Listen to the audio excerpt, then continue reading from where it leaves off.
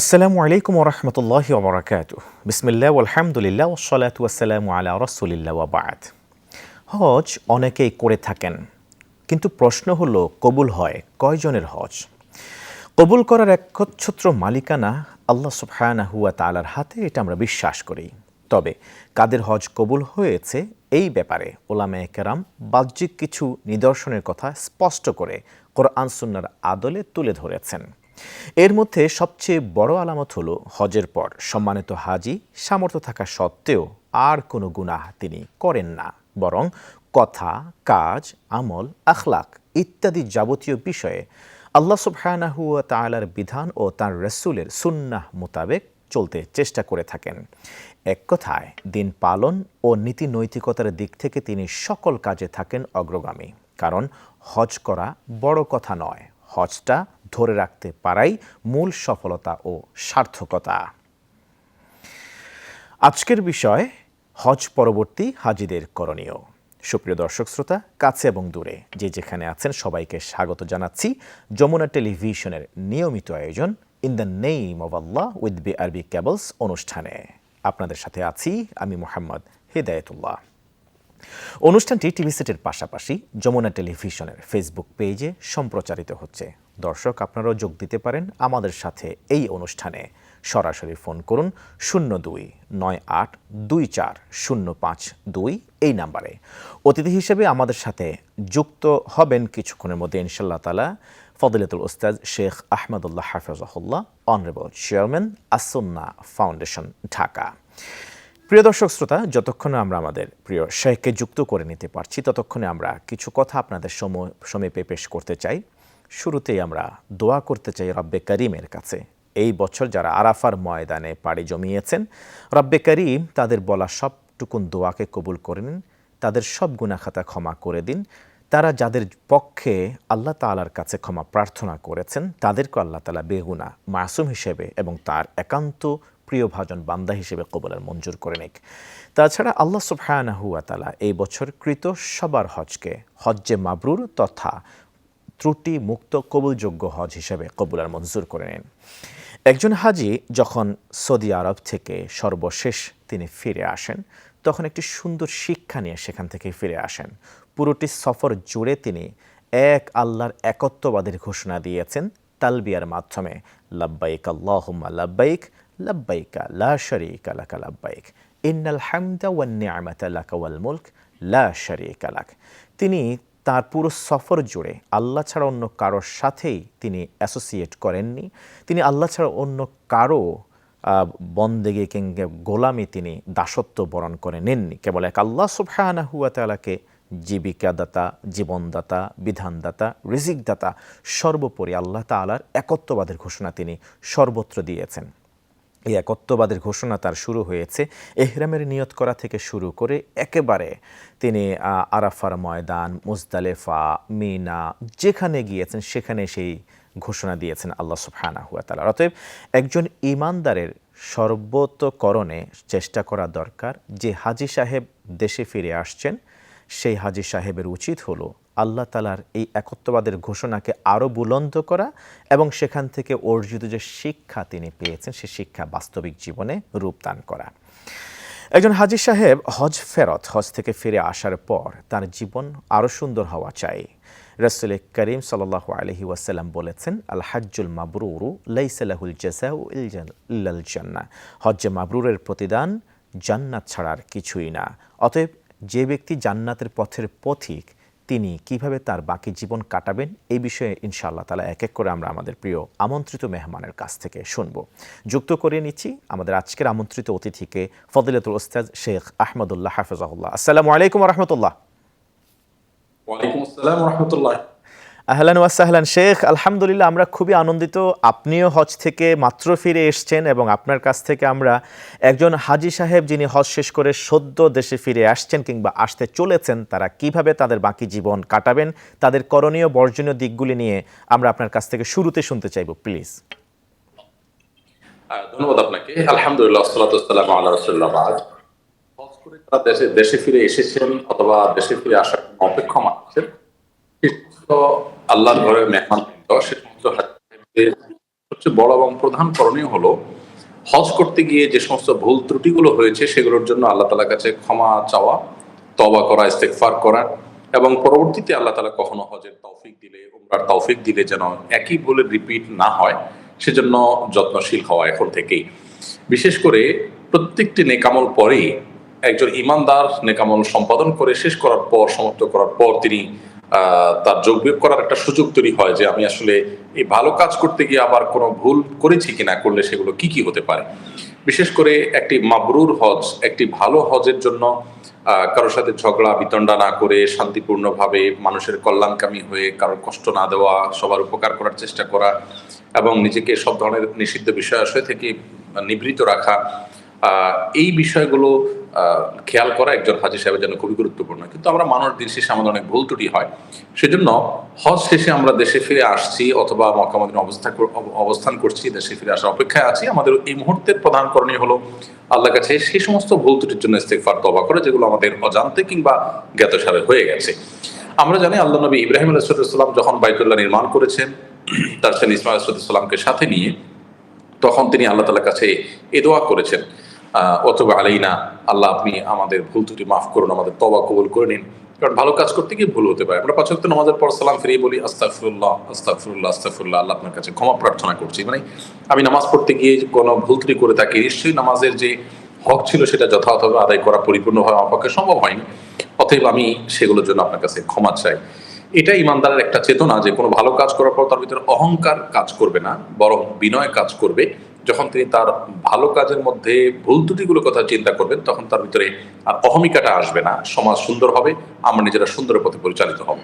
দ্বিতীয়ত যে কাজটি হবে একজন হাজী সাহেবের জন্য সেটা হলো যে ভাঙাচোরা বা টুকটাক যে ভালো কাজ করার তৌফিক হয়েছে, ভুল ত্রুটি সত্ত্বেও আল্লাহ যেন সেগুলো কবুল করে নেন সেই দোয়া কায়মনোবাক্যে করতে থাকা। অর্থাৎ এক কথা বিনয় মিশ্রিত আহ্বান, বিনয় মিশ্রিত প্রার্থনা থাকবে। একদিকে থাকবে ভুল ত্রুটিগুলো মার্জনার জন্য আল্লাহর কাছে আবেদন, আরেকদিকে থাকবে যে যেটুকু আমল হয়েছে সেটুকু যেন আল্লাহ তাআলা অনুগ্রহ করে কবুল করে নেন, গ্রহণ করে নেন। এই দুটি বিষয় একসাথে ইমানদার মানুষ হিসেবে প্রত্যেকটা নেক আমলের উপর আমাদের করা উচিত। হজের ক্ষেত্রেও সেটা আমাদের করা কর্তব্য। অতএব আমরা সেই কাজটা করবো ইনশাআল্লাহ। সেই সাথে হজ থেকে যে আমরা নিষ্পাপত্বের সুযোগ লাভ করেছি, আল্লাহ তাআলা যদি আমাদের হজ কবুল করে থাকেন, তৌফিক দিয়ে থাকেন, তাহলে নবী সাল্লাল্লাহু আলাইহি ওয়াসাল্লাম যে বলেছেন মান হাজ্জা ফালাম ইয়ারফুস ওয়া লাম ইয়াফসুক রাজা কায়াউমি ওয়ালাদাতহু উম্মু, যে ব্যক্তি হজ করলো আর কোনো গুনাহে লিপ্ত হলো না, নারী গঠিত অপরাধে লিপ্ত হলো না, সে ব্যক্তি মায়ের পেট থেকে সদ্য ভূমিষ্ঠ হওয়া শিশুর মতো নিষ্পাপ হয়ে আসে। তো এই নিষ্পাপত্ব যদি আল্লাহ আমাদেরকে দিয়ে থাকেন, আমরা সুধারণা করি হয়তো আল্লাহ আমাদেরকে দান করেছেন, সেই জায়গা থেকে একজন হাজী সাহেব নিজেকে এখন থেকে সকল পাপাচার থেকে বাঁচিয়ে রাখার ব্যাপারে বিশেষ সতর্ক হবেন। কারণ আমার যে অন্যায়গুলো হয়েছে সেগুলো যদি আল্লাহ মাফ করে দিয়ে থাকেন, নতুন করে যেন অপরাধ না। একজন হাজী সাহেব আসার সময় কিছু পাথেয় নিয়ে আসেন, এর মধ্যে সবচেয়ে গুরুত্বপূর্ণ হলো জমজমের পানি। এক একজনকে এক একভাবে সেই পানি পান করতে দেখা যায়।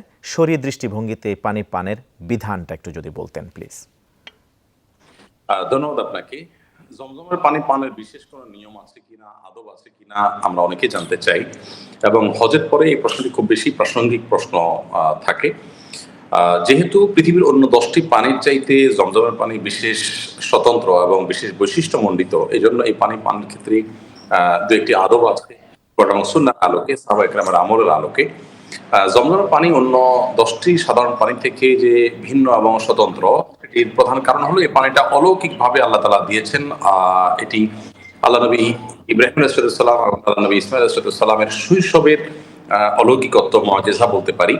যখন সাফা এবং মারওয়া মধ্যবর্তী জায়গায় হাজার তিনি দৌড়াদৌড়ি করছিলেন, ইসমাঈল আলাইহিস সালাম শিশু যখন ছিলেন, দুধের শিশু, তার জন্য পানির চেয়ে, তখন আল্লাহ তাআলা সাফা মারওয়ার মধ্যবর্তী জায়গা থেকে অলৌকিকভাবে এই পানি দান করেছেন। অর্থাৎ পানির ফোয়ারা সেখান থেকে শুরু হয়, এবং এই অলৌকিকভাবে যে পানির ফোয়ারা শুরু হয়েছে সেখান থেকে যে কুয়া সৃষ্টি হয়েছে, সেই কুয়া থেকে লক্ষ লক্ষ কোটি কোটি মানুষ আজ ৪,৫০০ বছর ধরে পান করে চলেছে।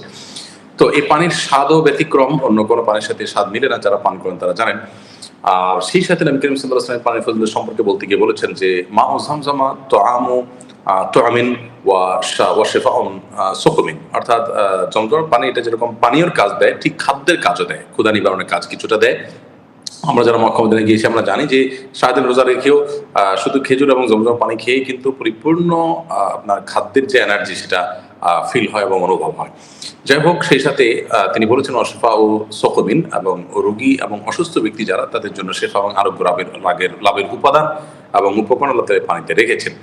তো এই পানি পান সম্পর্কে নবী সাল্লাল্লাহু আলাইহি ওয়াসাল্লাম বলেছেন যে মা ও জমজম লিমা শুরিবালাহ, জমজম পানি যে উদ্দেশ্যে পান করা হয় আল্লাহ সুবহানাহু ওয়া তাআলা সেই উদ্দেশ্য পূরণ করে থাকেন। একজন মানুষ যদি দোয়ার অন্য সব শর্তগুলো পূরণ করে যথাযথভাবে দোয়া করতে পারেন, তাহলে জমজম পানি পান করার সময় কোনো দোয়া করলে সে দোয়া কবুল হয়। এই জন্য সাহাবায়ে কেরাম জমজম পানি পান করার সময় আল্লাহর কাছে বিভিন্ন চাওয়া পেশ করতেন। আমরা জমজম পানি একটা আদব বলতে পারি, খাওয়ার সময় কোনো একটা উদ্দেশ্য, কোনো একটা আকাঙ্ক্ষা আল্লাহর কাছে পেশ করে সেটি পান করা। বিশেষ করে কোনো দুরারোগ্য ব্যাধি থাকলে বা যে কোনো রোগের জন্য আমরা শেফা হিসাবে আরোগ্য লাভের জন্য নিয়ত করে খেতে পারি। সাহাবী আব্দুল্লাহ ইবনে আব্বাস রাদিয়াল্লাহু তাআলা আনহু, তার থেকে বর্ণিত হয়েছে যে তিনি দোয়া করতেন জমজম পানি পান করার সময়, আল্লাহুম্মা ইন্নী আসআলুকা ইলমান নাফিআ ওয়া রিজকান ওয়াসিআ ওয়া শিফাআম মিন কুল্লি দা। যার অর্থ হলো, আল্লাহ আপনার কাছে আমি এই পানি পান করার মাধ্যমে উপকারী জ্ঞান চাই, যে জ্ঞান অন্যকে আলোকিত করবে, আমার নিজেকে আলোকিত করবে, আমার অন্ধকার দূর করবে, আমাকে আমলি করবে, এবং সেই রিজিক চাই যে রিজিক প্রশস্ত রিজিক হবে, যেখানে সংকীর্ণতা থাকবে না, অভাব অনটন থাকবে না, এবং আপনার কাছে সকল রোগ থেকে মুক্তি চাই, সুস্থতা চাই। তো এই দোয়া পাঠ করতেন আব্দুল্লাহ ইবনে আব্বাস রাদিয়াল্লাহু তাআলা আনহু। আমরা জমজম পানের সময় দোয়া পানি পান করার সময় দোয়া পাঠ করতে পারি, পাঠ করে তারপর পানি পান করতে পারি। বিসমিল্লাহ তো শুরুতে বলবোই বাই ডিফল্ট, আল্লাহুম্মা ইন্নী আসআলুকা ইলমান নাফিআ ওয়া রিজকান ওয়াসিআ ওয়া শিফাআম মিন কুল্লি দা। এটি জমজম পানি পান করার দোয়া বলতে পারি। আর এর বাইরে জমজম পানের আলাদা কোনো নিয়ম নেই। অন্য পানির মতো 3 ঢোকে পানি পান করা সুন্নাহ, এবং সাধারণ অবস্থায় বসে পান করা সুন্নাহ। আমরা অনেকে মনে করি জমজম পানি বোধহয় দাঁড়িয়ে পান করতে হয়। মূলত দাঁড়িয়ে জমজম পানি পান করার আলাদা কোনো নির্দেশনা হাদিস থেকে পাওয়া যায় না। নবী করিম সাল্লাল্লাহু আলাইহি ওয়াসাল্লাম জমজম পানি দাঁড়িয়ে পান করেছেন মর্মে একটি বর্ণনা পাওয়া যায়। সেটি সম্পর্কে হাদিস বিশারদগণের ব্যাখ্যা হলো যে এটি বিশেষ পরিস্থিতিতে নবী সাল্লাল্লাহু আলাইহি ওয়াসাল্লাম প্রয়োজনের খাতিরে করেছিলেন। হয়তো বসার পরিবেশ ছিল না, ভিড় ছিল, সেখানে পান করেছেন তিনি। অন্য বর্ণায় নবী সাল্লাল্লাহু আলাইহি ওয়াসাল্লাম জমজম পানি দাঁড়িয়ে এবং বসে উভয় অবস্থায় পান করেছেন বলে বর্ণনা পাওয়া যায়। সেখান থেকে বোঝা যায় যে সাধারণ পানির যে বিধান সেটি জমজমের জন্য প্রযোজ্য, তবে বিশেষ প্রয়োজনে দাঁড়িয়ে পান করা যেতে পারে।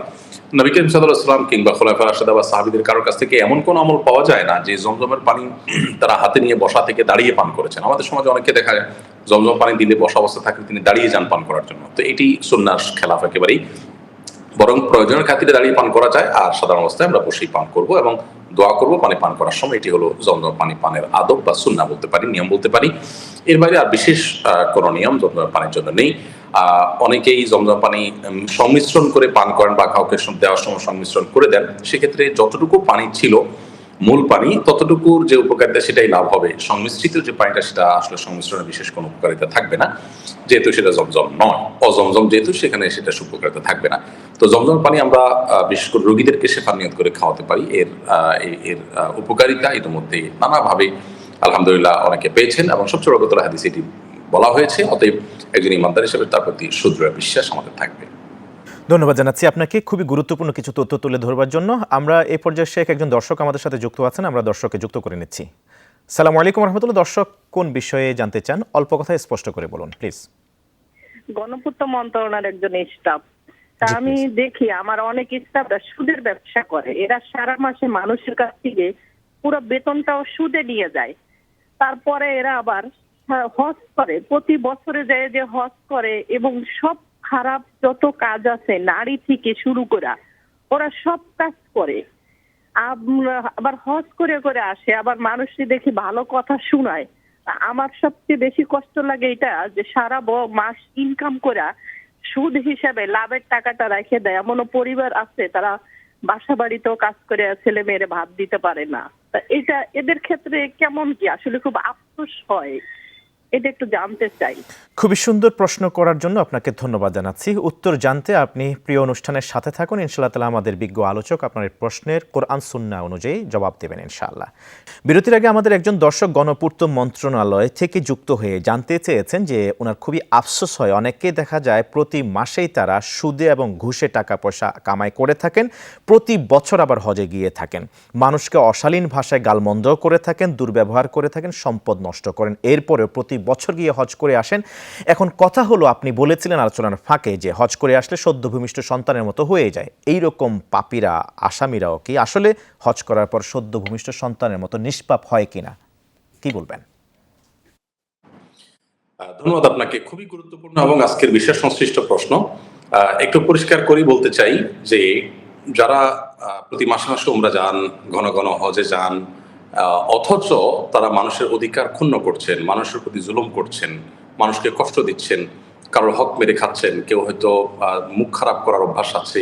অনেক লোক আছেন যারা ব্যবসা বাণিজ্য করেন, তাদের মানুষের পাওনা পরিশোধ করছেন না, অথচ তিনি ঘন ঘন হজ করছেন, বাইতুল্লাহ গিয়ে এতেকাফ করছেন, প্রতি বছর হজ করছেন, ওমরা করছেন। এই কাজগুলো তিনি যদি মানুষের হক নষ্ট করে থাকেন, তাহলে এই কাজগুলো সম্পূর্ণ অর্থহীন হবে। পরিষ্কারভাবে বলতে চাই, পৃথিবীতে কোনো আলেমই এক্ষেত্রে দ্বিমত করবার কোনো সুযোগ নেই, কেউ দ্বিমত করবেনও না, যে মানুষের হক নষ্ট করে হজ করতে গেলে সে হজের কোনো অর্থ হবে না, সেটার কোনো বিনিময় আল্লাহর কাছে পাওয়া যাবে না। আমরা হজের যে ফজিলত এবং মর্যাদার কথা বিরোধীর আগ থেকে বলে আসছিলাম, তার সবগুলো হলো সেই লোকদের জন্য প্রযোজ্য যারা হজকে যথাযথভাবে পালন করছে। মানুষের হক নষ্ট করে হজ করলে কি হবে সম্পর্কে নবী সাল্লাল্লাহু আলাইহি ওয়াসাল্লামের ভাষায় একটু আমি বলতে চাই। তিনি বলেছেন, কিছু লোক আছে যারা অনেক দূর থেকে এলোমেলো চুল নিয়ে, ধুলোমলিন শরীর নিয়ে আল্লাহর ঘরে হাজির হয়ে দুহাত উঁচু করে আল্লাহর কাছে কায়মুল বাক্যে দোয়া করতে থাকে। নবী সাল্লাল্লাহু আলাইহি ওয়াসাল্লাম বলেছেন, আন্না ইউস্তাজাবু লিযালিক, তার দোয়া কিভাবে কবুল হতে পারে? সে যতই ধুলোমলিন শরীর নিয়ে আসুক, এলোমেলো চুল নিয়ে আসুক, অনেক দূর দূরান্ত সফর করে কষ্ট করে আসুক এবং বাইতুল্লাহ এসে চিৎকার করে আল্লাহর কাছে কান্না করে দোয়া করুক না কেন, তার দোয়া কবুল হবে না। কারণ তার শরীর, তার সম্পদ এগুলো হারাম দ্বারা গঠিত হয়েছে, অন্যের হক সেখানে জড়িয়ে আছে। অতএব হজের উপকারিতা পেতে হলে আমাকে মুসলিম হতে হবে আচার আচরণে, কাজে কর্মে। সেটা যদি না হয়, আমার বেসিক বিষয় যদি ত্রুটি থাকে, বিশেষ করে হারাম টাকা যদি আমি হজ ওমরা করি, তো নবী সাল্লাল্লাহু আলাইহি ওয়াসাল্লাম বলেছেন, ইন্নাল্লাহা তাইয়্যিব লা ইয়াকবালু ইল্লা তাইয়্যিবা, আল্লাহ তাআলা পবিত্র, তিনি পবিত্র ছাড়া অপবিত্র, হারাম বা সুদ ঘুষের টাকা, অন্যায়ভাবে উপার্জিত টাকা, এটা আল্লাহর রাস্তায় দান করলে আল্লাহ কবুল করেন না, এই টাকা দিয়ে হজ ওমরা করলে আল্লাহ তাআলা কবুল করেন না। অতএব আমরা তো হজ বা ওমরা করলেই হবে না, আল্লাহ তাআলার কাছে অ্যাকসেপ্টেবল তো হতে হবে।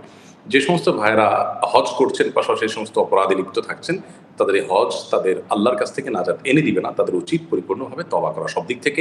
সেক্ষেত্রে ইনশাআল্লাহ হজ তাদের জন্য অর্থবহ হবে ইনশাআল্লাহ তাআলা।